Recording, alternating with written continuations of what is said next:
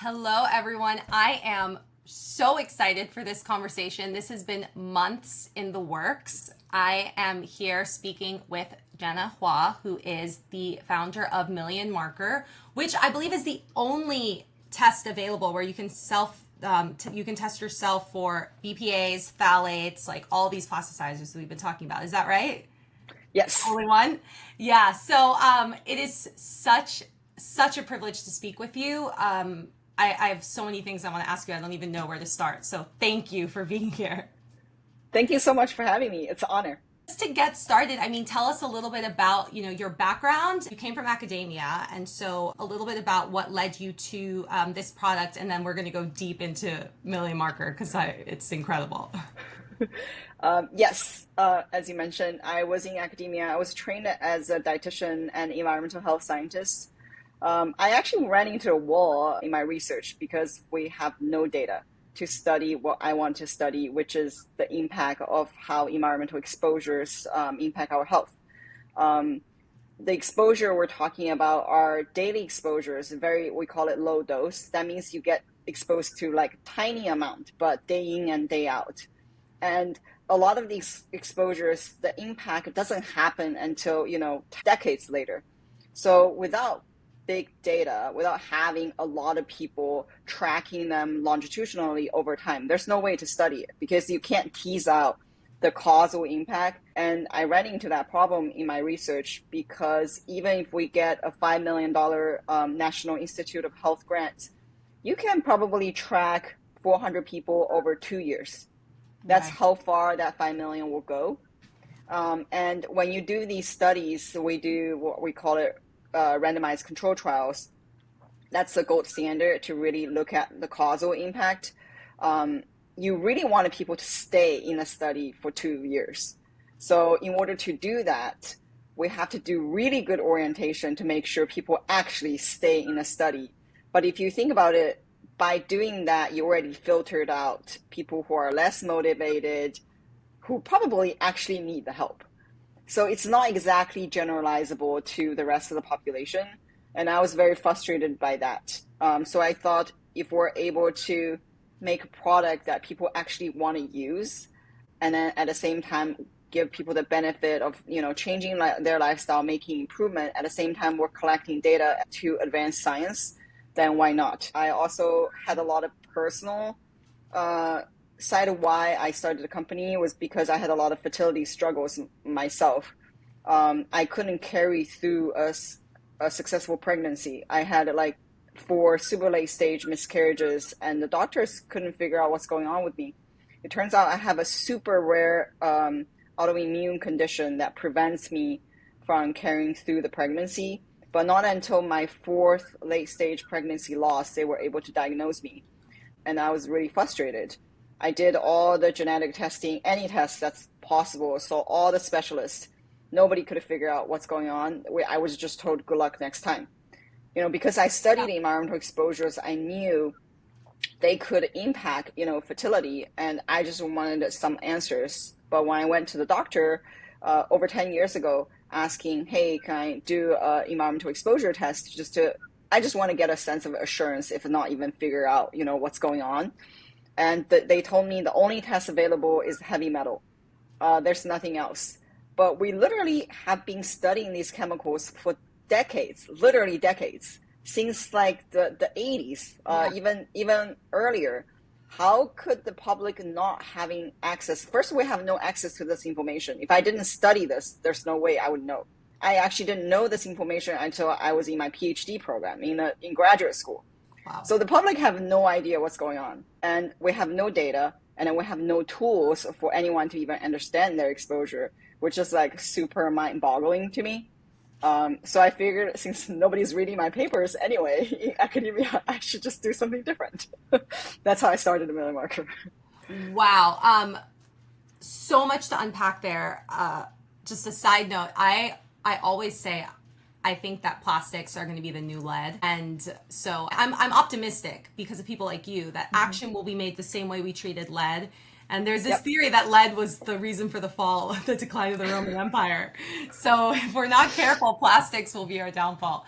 But anyway, and environmentally everything. But So how I think that's brilliant that you turned this public need into something that was lasting. You're saying and desirable, right, for people.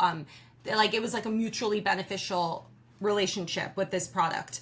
How do you basically identify findings from all of this data and then link it to long-term health results? The goal is obviously have people do repeated testing.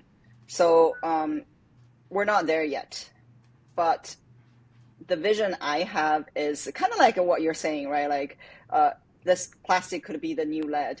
And right now, the whole healthcare system, we don't really focus on prevention. It's always treatment. Yeah.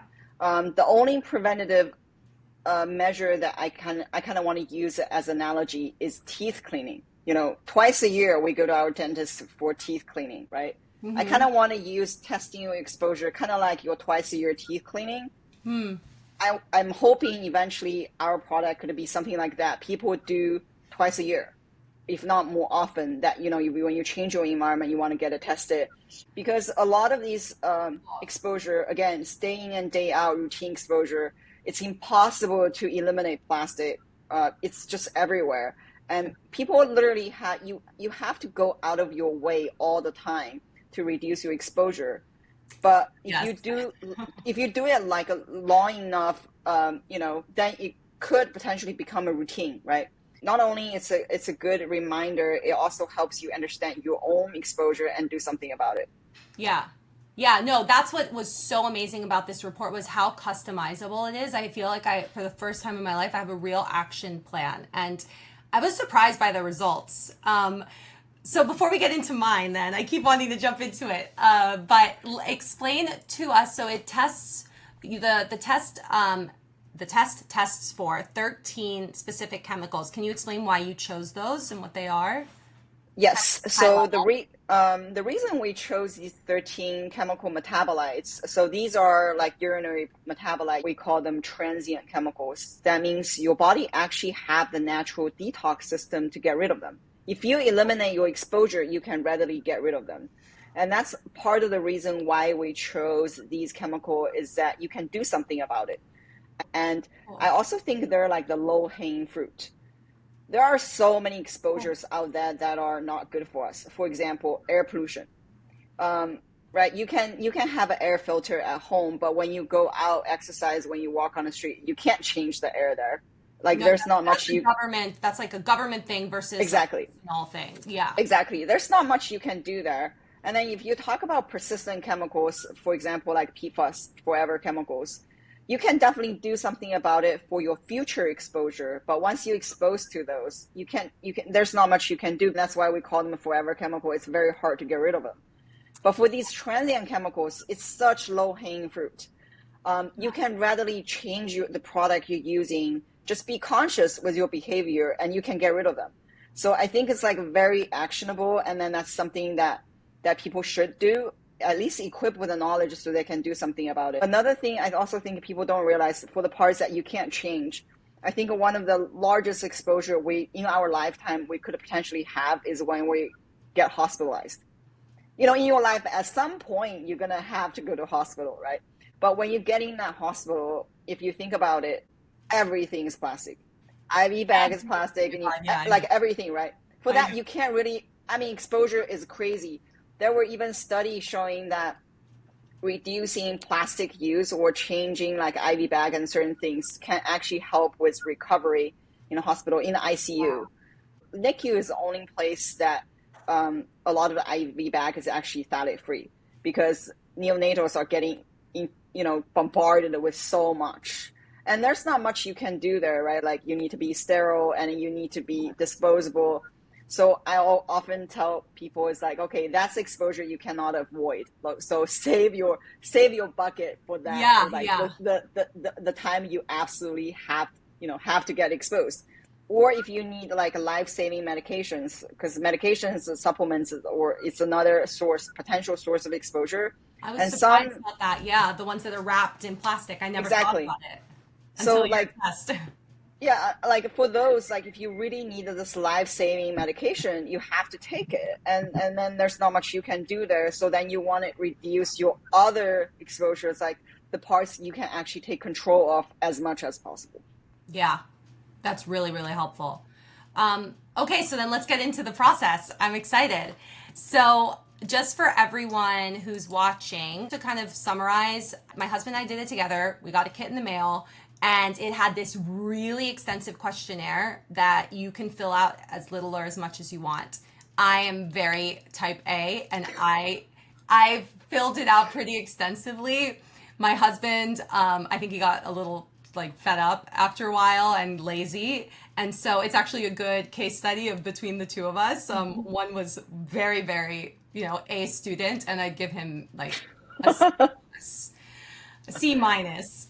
It was also just a really good exercise to fill it out because you don't realize how many products we have in our day-to-day life. It's baffling. I don't consider myself really high maintenance or crazy or anything, and I still use so many products.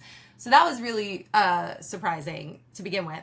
Then the following morning, we peed in the cup, we mailed it into the lab, and like 3 to 4 weeks later, we got this incredible, I was honestly really surprised, this 54-page report. Now, we're not going to go through all 54 pages here, obviously, but just to give you guys an idea of how detailed and incredible this is. And obviously, the more information you provide them, the more that they're going to be able to dive in. It's really customized to each individual person. The first thing I want to say is just a comment on how, kudos to you and your team because you really have made dense scientific literature incredibly accessible to the public. So thank you for that. We tried. Like this report, I mean, it still needs a lot of improvement. And then, as you said, you're type A, you're like super motivated. You actually fill out the survey, but we actually have so many customers or even study participants like your husband, right? And then so we're trying to figure out how to actually communicate the value people would get from the report. Because if you don't give us that information, there's no way we can tailor your report to your specific needs. So that's like one thing we're trying to improve. And then we're also trying to improve on the information we give to people. Like, I mean, 54 pages is super long. Yeah, so, I love it. I haven't even gone through it all yet. I'm going to really take my time.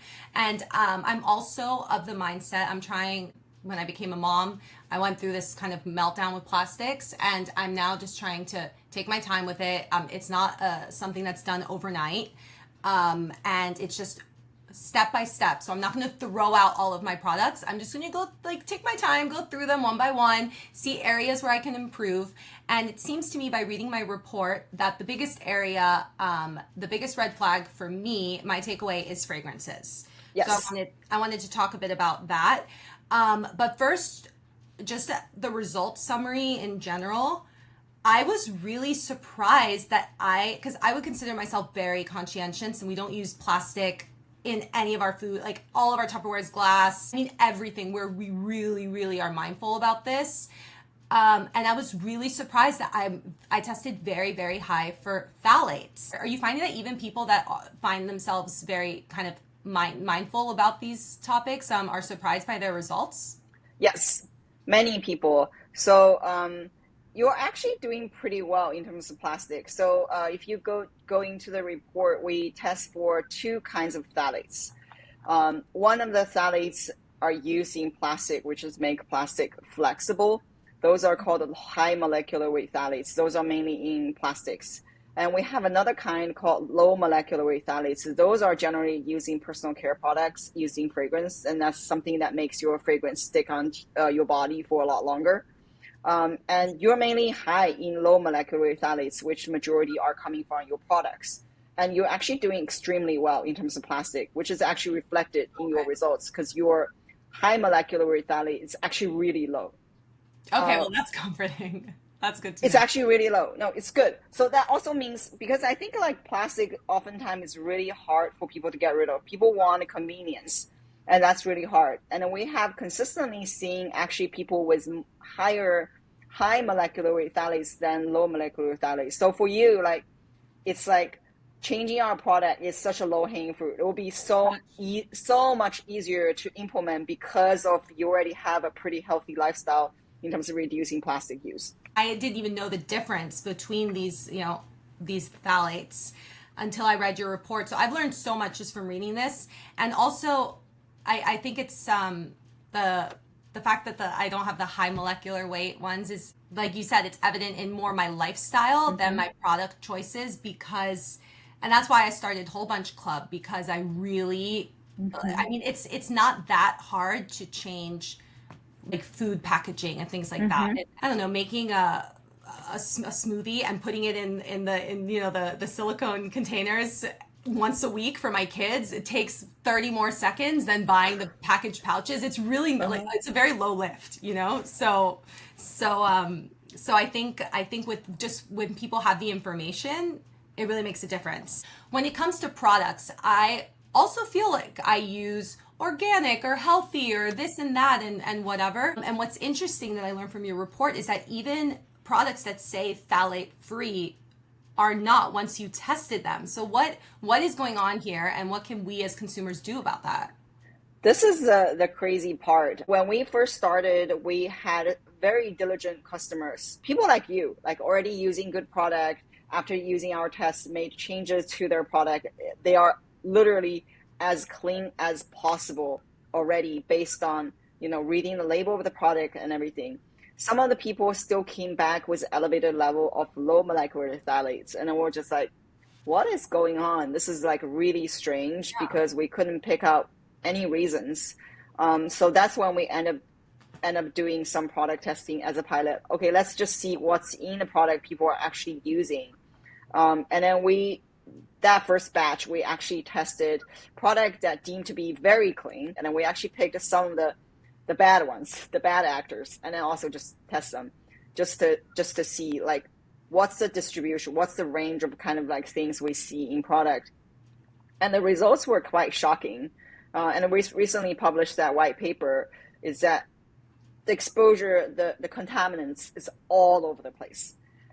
The bad actor, obviously, they labeled, they would have paraben, they would have fragrance. Yeah, sure. But the very green ones, we actually found a ton of contamination too, which was like really shocking. At the time, I was like, I literally sending the product I was using, I just bought, and then for testing, and then like it came back with some of the higher phthalates, and I was like, I was literally getting the visceral feeling. And I think everyone knowing the information could probably feel the same, because you do pay a premium for good products, clean products. And then when you're not getting what you paid for, it's really annoying. It's angering. It's angering. That was one of my questions for you, actually. Have you, because, food, for example, there is, for the most part, a direct correlation between price and quality. So organic, for example, you kind of, for the most part, know what you're getting. With personal care products, have you seen a correlation between price and quality, or is it just you're paying because it's Chanel?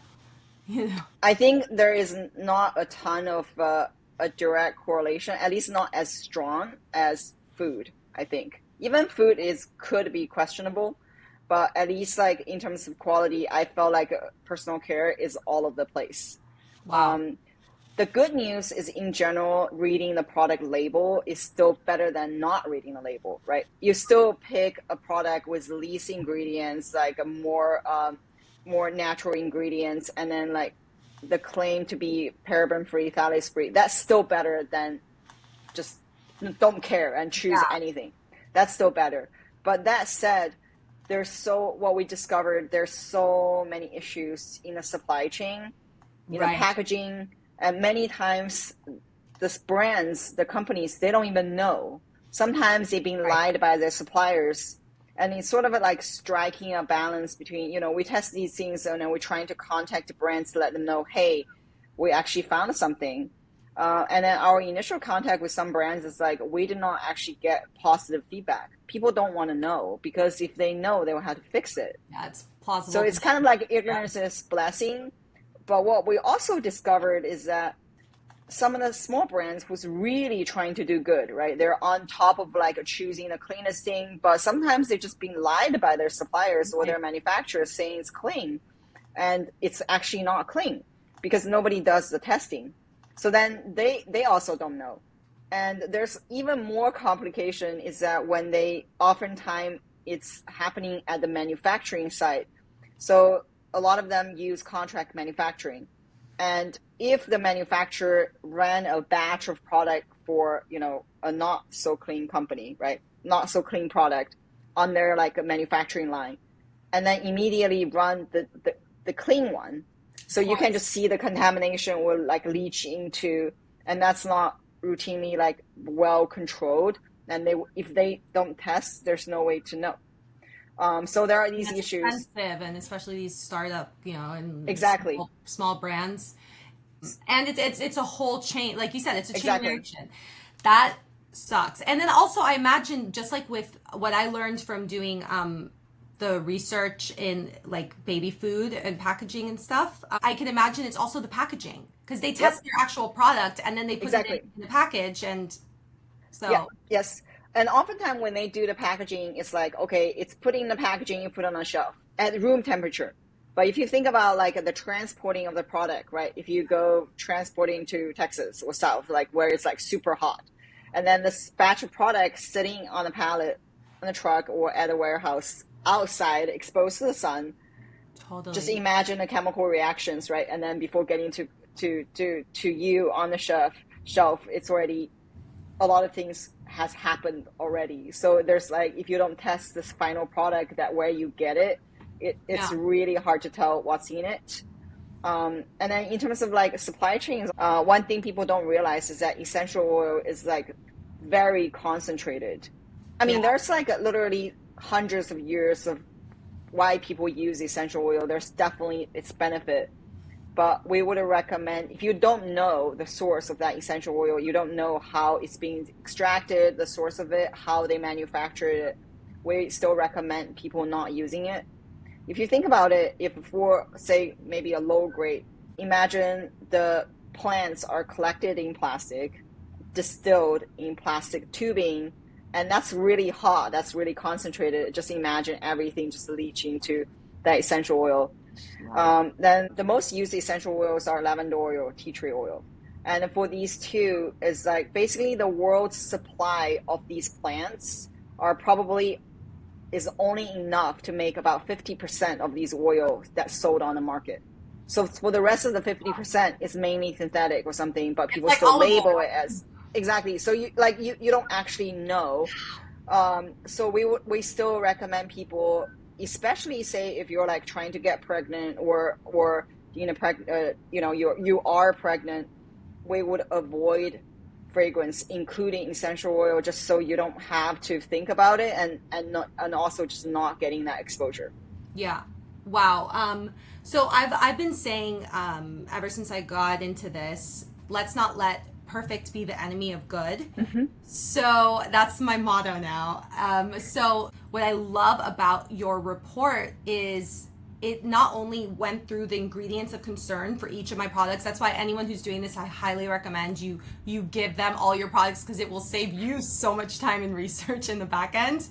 But I got all the ingredients of concerns, but then actionable steps and words to look for. So what is so frustrating is that so many times, these chemicals are hidden behind language that we don't understand. We see this with food all the time. And so you guys in this report, you're like, look for these words, look for anything ending in this. It's almost like a key chart for what to look for, a little guide. And so I love that aspect of it. Yeah, we're trying to make it as easy as possible.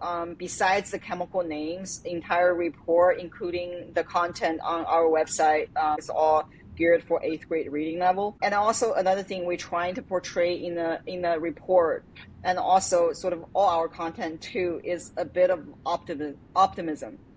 Because these are things you can change, and then like when you get this sucky report, like, okay, I got exposure, I have to do something about it, it's a little bit doom and gloom.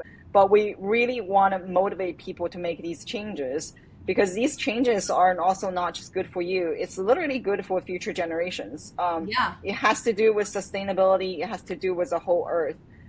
As we can see, like fertility decline is, people have read about in the news.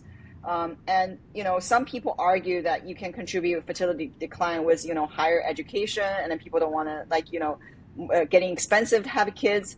The flip side, what people don't realize, that this fertility decline actually not just occurring in human, it's also occurring in all animals. In all wild animals, that we're also seeing fertility decline. They didn't choose to have a high education, like it's not more expensive for them to, have more kids, right? So I have to say, I did not feel doom and gloom at all. I felt, when I got your report, I felt very empowered and like, okay, this is manageable. I'm not gonna read it all at once. I'm just gonna take things one at a time. And I have a very now actionable thing I'm gonna focus on, which is fragrances. So I love that. And the other thing that you guys have, which I thought was great, was your list of approved products. So how does a product get onto that list? And are you going to expand it? yes, we're gonna expand it. So the current approved products is what we did by reading labels, and then also we take a bit of a deeper dive contacting manufacturers about their process and then their packaging, and then came up with this list. But not all product on this list have been tested. It's carefully selected product based on label reading, but eventually we will want to be testing, or any product we tested, they would have a testing score and also a product score. So that's sort of a next step. That's great. I'm looking forward to that. I'll keep an eye on it. And for now, I'm just going to go through category by category and see how I can clean up my personal care products. So this has been the most, honestly, I think the coolest test I've done, the most actionable. So really, congratulations. And I really recommend this to anyone who's interested in not just improving their own health, but also, like you said, contributing to this really crucial data that is going to make such an impact on the health of the planet and future generations. Before I let you go, I want to switch gears just a tiny bit. I would be remiss not to ask you about your studies as a dietitian. I saw that in my research you had researched a lot about arsenic in rice. My husband's Vietnamese. We live in an Asian house. Rice is a staple. And I just have to ask you, like, what are your thoughts on that? I mean, you can see I'm Asian. I also I also eat a lot of rice. Um, yeah, arsenic is a really interesting one. That research was the during my PhD research I did in China, looking into children's exposure to arsenic. So we were actually testing rice to see the levels. Um, but in terms of applicability in the US, so these are just some sort of overarching high level stats, is that brown rice in general has higher arsenic because the arsenic is usually concentrated in the bran of brown rice. Um, I know brown rice has its benefit. So in general, also is that California rice has less arsenic content than like rice, say Arkansas, in some other Texas, in some other states. So that's what, in general, that's what we see. In terms of like individual actionability is, so this is what I do is, I still want to get the benefit from the brown rice, which is the fibers and additional vitamins and minerals, right? And then what I do is I usually mix up brown rice and white rice. Huh. And I also mix up other grains. For example, wild rice. Wild rice is not technically a rice, but it's kind of like a rice. It has high fiber and everything. So I usually like a mix up different rice, Mixed grains. Oh, I like mixed that. grains. Yeah. So and oftentimes I would also put beans in it. I would put like corn, like sweet potato, like everything into my rice. I also soak my rice. So by rinsing your rice and then like drain it multiple times, that also helps remove arsenic. So I first soak it and then I drain it to make sure you kind of have like the lowest exposure. And I mix up the grains, and then I also mix up with other veggies and beans. So then you kind of like, it's filling, but you also reduce a bit of your rice consumption. Like Asians, like Yeah. East Asians eat so much Yeah. white rice, which is like literally It's pure like sugar. 3 meals a day. Yeah, Yeah. exactly. It's like pure sugar. So I think by adding in different grains, not only increase the fiber like corns Yeah. and other things, it also kind of reduce. It could help your glycemic index, like lower your blood sugar a bit. Also, the last thing on rice, because if not, I'll just keep you all day talking about rice. I'm sorry. But the lengths that we had to go through to find a stainless steel rice cooker, that's something that someone needs to invent and like just, I'm just throwing it out there. Someone needs to invent it and like mass produce it.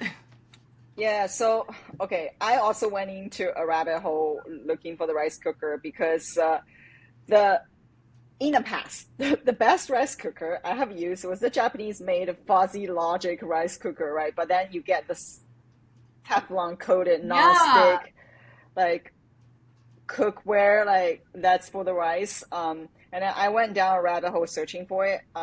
So the solution I found is actually I use a clay pot now to ceramic clay pot to cook rice, and that has been pretty amazing.